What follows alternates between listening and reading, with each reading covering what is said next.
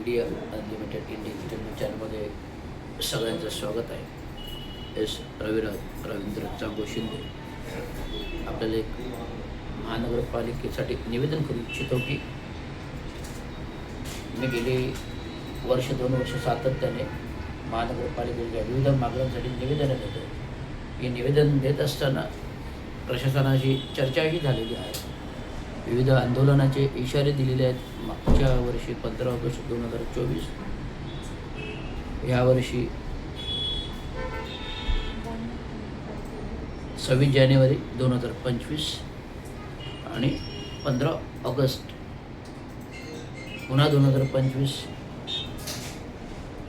विविध आंदोलन दिले. 2025च्या मार्चमध्ये आत्मदहन करण्याचा इशारा दिला, वर्तमानपत्रामध्ये बातम्या आल्या. परंतु त्यावेळेस महानगरपालिकेमध्ये 700 कोटी महिन्याभराच्या अंतराने पैसे आले. हे पैसे आल्यानंतर तात्काळ पाडव्यापूर्व दुसरा हप्ता 7व्या वेतनाचा वाटप झालं. पण ग्रॅज्युटी ज्यांच्या अडकून राहिलेले त्यांना देण्यात आले, अजूनही बाकी आहे. 10, 20, 30, 12, 24 अंमलबजावणी करणं बाकी आहे. कर्मचारी यांना जो काही फरक, वाहन भत्ता फरक इत्यादी फरक मागच्या महिन्याच्या कालावधीमध्ये देण्यात आला, काहींना दिला, काहींना द्यायचं बाकी आहे. तर एकंदरीत टोटल 5 हप्ते एका वर्षभरात देण्यात येत होते, परंतु एका वर्षभरात न देता सदर हप्ते आता 5 वर्ष झाले तरी थकीत वेतन अद्याप दिलेलं आहे. कारण महानगरपालिकेकडे पैसे नाहीत अशी वारंवार प्रशासन बोलतं. प्रशासनाकडे पैसे नाहीत वारंवार बोलतं. आता गणपती उत्सव झाला. माननीय एकनाथरावजी शिंदे उपमुख्यमंत्री यांनी आयुक्तांना फोन केला. मी संपाचा इशारा दिला सर्व संघटनांना घेऊन. हातामध्ये 7 ऑगस्टला संपाचा इशारा दिला होता. त्यामुळे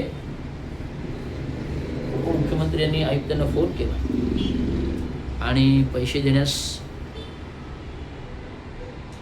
आदेश दिले. विविध वर्तमानपत्रामध्ये शिवसेना वतीने बातम्या आल्या की लवकरच गणपती गोड होणार, गणपती उत्सव आनंदात जाणार, अशा बातम्या आल्या.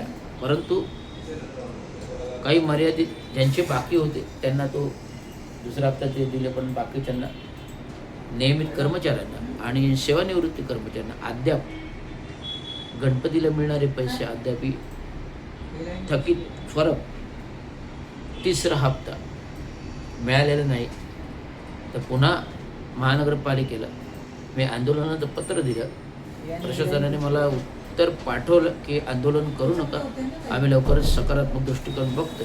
परंतु अद्यापपर्यंत महानगरपालिका कोणत्याही सकारात्मक दृष्टिकोनातून एकही प्रश्नावर, एकही विषयावर चर्चा अद्याप झालेली नाही. म्हणून मी पुन्हा एक स्मरणपत्र दिले, 2-3 स्मरणपत्र दिले. त्या स्मरणपत्रामध्ये संपूर्ण 15-16 मागण्या महानगरपालिकेच्या आहेत आणि प्रत्येक दिलेल्या मागणीच्या पत्रावर महानगरपालिकेने काय कारवाई केली त्याचं मला ठोस उत्तर पत्राच्या प्रत्येक 16 प्रश्नांची न्याय हवी आहे.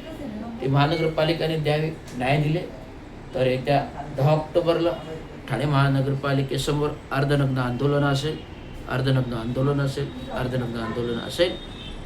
हा इशारा आहे प्रशासनाला, लक्षात घ्यावा. धन्यवाद. जय हिंद, जय महाराष्ट्र.